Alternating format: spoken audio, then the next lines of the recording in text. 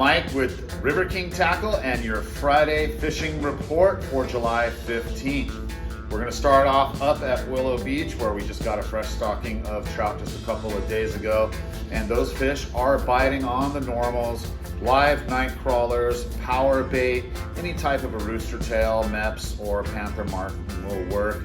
Light line is the key, and those fish are sticking around the launch ramp, also the fishing pier, and a little bit further south of the launch ramp. But if you stay in that area off the rocks, you'll be good to get into some of that trout. The striper bite has been still good, still the same thing as last week.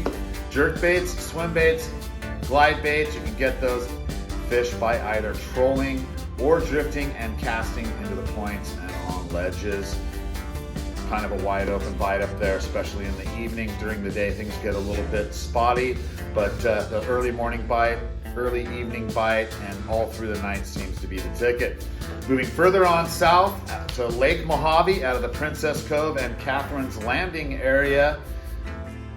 Smallmouth and largemouth bite continue to be good. We are now shifting gears. A lot of it's been finesse fishing, but we're finding a lot on crankbaits.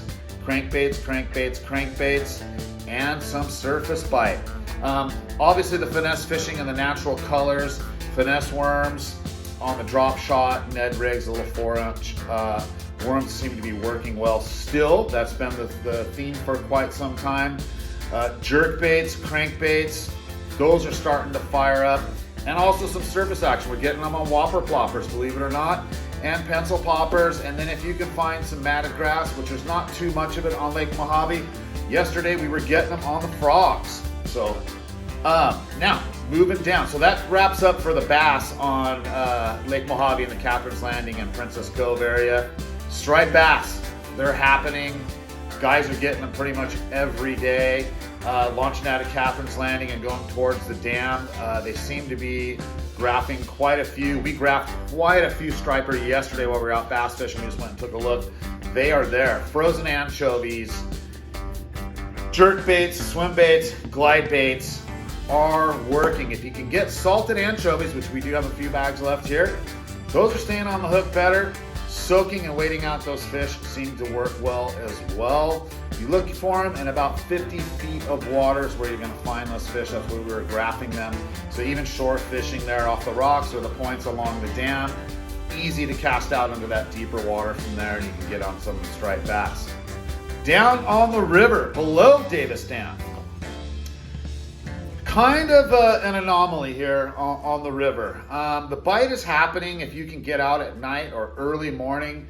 Traffic and boat pressure from jet skis and boats on the river are keeping things real quiet during the day. It seems to be a lot more crowded this year than years past, and it's making catching those fish during the day difficult after the 10 a.m. mark. But the early evenings after all the boats are getting off the river are working very, very well. There's fish all over that river. All through the night is good, and then those first 2 or 3 hours in the early morning, you're going to find those on the bright colored jerk baits, and also purples, blues, yellows, and trout patterns in both jerk baits, glide baits, and swim baits.